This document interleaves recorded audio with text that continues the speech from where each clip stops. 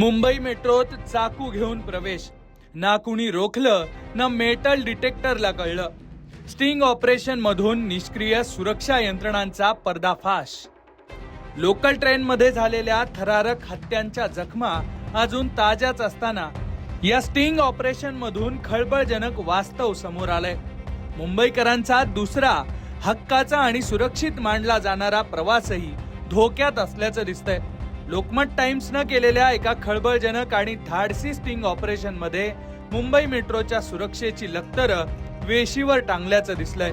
Metro स्टेशनवर बसवलेल्या कोट्यवधींच्या सुरक्षा यंत्रणा, मेटल डिटेक्टर्स आणि तैनात असलेले सुरक्षा रक्षक किती निष्क्रिय आणि ढिसाळ आहेत याचे जिवंत पुरावे या स्टिंग ऑपरेशन मधून समोर आलेत. मुंबई मेट्रोनं प्रवास करताना प्रत्येक प्रवाशाची आणि त्याच्या साहित्याची कसून तपासणी होताना दिसते.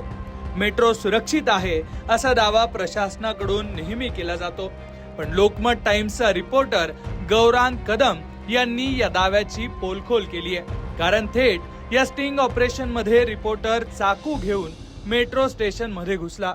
आश्चर्य म्हणजे मेटल डिटेक्टर मधून ना कुठला अलार्म वाजला ना कुणाच्या नजरेत तो चाकू आला. त्यामुळे तिथं धोक्याची घंटा वाजलीच नाही. ना तिथल्या सुरक्षा रक्षकांनी त्याची झाडाझडती घेतली ना त्याला हटकलं. कोणत्याही अडथळ्याविना हा चाकू थेट मेट्रोच्या डब्यापर्यंत पोहोचला. मागच्या वर्षभरात मुंबई लोकलच्या ट्रेनमध्ये किरकोळ वादावरून हत्या झाल्याच्या 3 ते 4 घटना घडल्या. या घटनांमुळे आधीच मुंबईकरांमध्ये भीतीचं वातावरण आहे. लोकल असुरक्षित आहे पण मेट्रो सुरक्षित असेल असं लाखो चाकरमान्यांना वाटतंय. पण मेट्रोची सुरक्षा यंत्रणा तितकीच कुचकामी आणि बेजबाबदार असल्याचं या स्टिंग ऑपरेशन मधून समोर आलंय.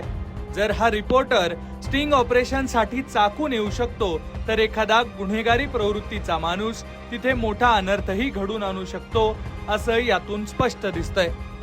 त्यामुळे या मेट्रोच्या स्टिंग ऑपरेशन मधून काही गंभीर मुद्दे समोर आलेत, ज्यामध्ये मेटल डिटेक्टरनं न दिलेला सिग्नल, सुरक्षा रक्षकांचं दुर्लक्ष, थातूरमातूर बॅग स्कॅनिंग आणि तपासणी, लाखो प्रवाशांची सुरक्षा कंत्राटी सुरक्षा रक्षकांच्या भरोशावर. दरम्यान मेट्रो प्रशासनाच्या याच निष्काळजीपणामुळे मुंबईकरांचा जीव मात्र धोक्यात आल्याचं दिसतंय. या स्टिंग ऑपरेशन नंतर आता मेट्रो प्रशासन काय कारवाई करणार, त्या सुस्त सुरक्षा रक्षकांना दणका बसणार का, हे पाहणं सर्वात महत्वाचं आहे.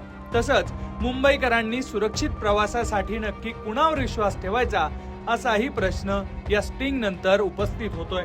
तुम्हाला या सगळ्या घडामोडींबद्दल काय वाटतंय ते कमेंट मध्ये नक्की लिहा आणि अशाच घडामोडी जाणून घेण्यासाठी लोकमत पाहत रहा.